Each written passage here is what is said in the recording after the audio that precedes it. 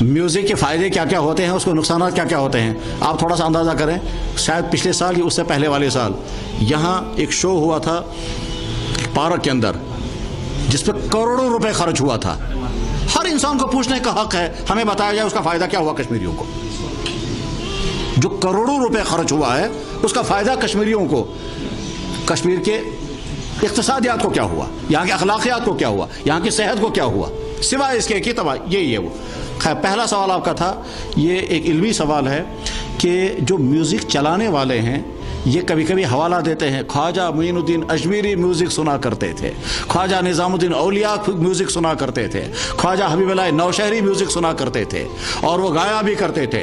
تو اس سلسلے میں سیدھے ضابطہ یہ ہے، جس چیز کو قرآن و حدیث حرام کر دے اس چیز کو اگر کوئی بزرگ کر رہا ہو اس بزرگ کے کرنے سے وہ حلال نہیں ہوتا. پہلی بات یہ سیدھے. سارا میڈیکل کہہ رہا ہے صاحب سگریٹ آپ کی صحت کے لیے نقصان دہ ہے، ٹھیک. اس کے بعد اگر ایک آدمی کہتا ہے صاحب نیوٹن سگریٹ پیتا تھا اور تب تک وہ کر ہی نہیں پاتا تھا کچھ جب تک وہ سگریٹ نہیں پیتا تھا، تو کیا اس کی وجہ سے اس کے نقصان ختم ہو جائیں گے؟ ٹھیک. اگر کوئی آدمی یہ کہے گا کہ صاحب سنیے تمباکو انسان کی چھاتی کے لیے بے انتہا مضر ہے، اور آپ کہیں گے ہمارے فلاں صاحب جو بہت بڑے سیاسی لیڈر تھے، جو بہت بڑے مذہبی رہنما تھے، وہ سگریٹ پیا کرتے تھے، تمباکو پیتے تھے، اس کی وجہ سے اس کے نقصانات ختم نہیں ہوتے ہیں. اسلام میں حلال و حرام کرنے کا قانون جو ہے وہ اللہ نے اپنے ہاتھ میں رکھا اور اپنے نبی کے ہاتھ میں دیا ہے. اب اگر اس کے خلاف کوئی بزرگ کچھ کرتا ہوگا تو ہمیں بزرگ کی بات سر پر رکھ کر کے الماری میں رکھنی ہے اور قرآن و حدیث پر مان. اگر اس طرح سے اسلام کے احکام بدلنے لگے، آج ایک جماعت آئے گی وہ کسی اور چیز کو حرام کر دے گی، کل کو. آپ نے تو نہیں سنا ہوگا ایران کے اندر ایک صاحب گزرے تھے حسن ابن صباح، جیسے آچاریہ رجنیش نے ایک جنت بنائی تھی. ہو سکتا ہے کچھ لوگوں کو معلوم ہوگا آچاریہ رجنیش، ٹھیک اسی طرح سے حسن ابن صباح ایک صاحب گزرے ہیں.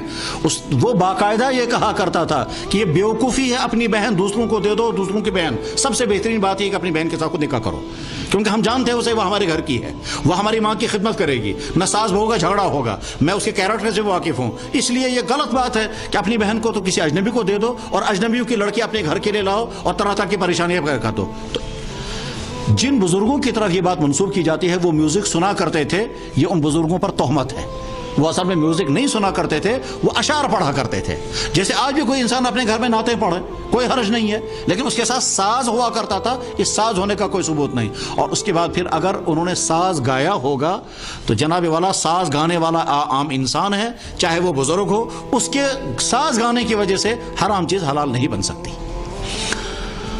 اگر خدا نہ خواستہ کوئی بہت بڑا آدمی شراب پینے لگے تو کیا اس کی وجہ سے کہا جائے گا کہ چونکہ بہت بڑے آدمی نے شراب پی ہے لہٰذا اب شراب حرام نہیں رہے گی؟ نہیں، شراب حرام ہی حرام، جو حرام ہے وہ حرام رہے گی چاہے کرنے والے. آج دنیا میں اکثر مسلمان طرح طرح کے حرام کاموں کو کر رہے ہیں، تو کیا کوئی کہہ سکتا ہے کہ مسلمانوں کی چونکہ میجارٹی اس کام کو کر رہی ہے لہذا اس کو حلال کیا جانا چاہیے؟ کہ نہیں، جو حرام ہے وہ حرام ہی رہے گی. ان بزرگوں کی طرف سے حوالہ دے کر کے جو لوگ کہتے ہیں خواجہ نظام الدین اولیاء، خواجہ معین الدین اجمیری، خواجہ حبیب اللہ نوشہری، ان کی طرف منسوب کر کے پھر یہ کہنا کہ یہ میوزک حلال ہے، ایسا بالکل نہیں. ساتھ میں یہ جو میرے بھائی نوجوان نے بتایا بالکل صحیح کہا، یہاں پورا ایک طبقہ ہے جن کا کام ہی ہے رات کو گانا گانا، وہ وارسی طبقہ، اور وہ رات کو میوزک چرس پینا، رات کو گانے گانا، اور وہ کہتے ہیں روحانی نماز پڑھنی.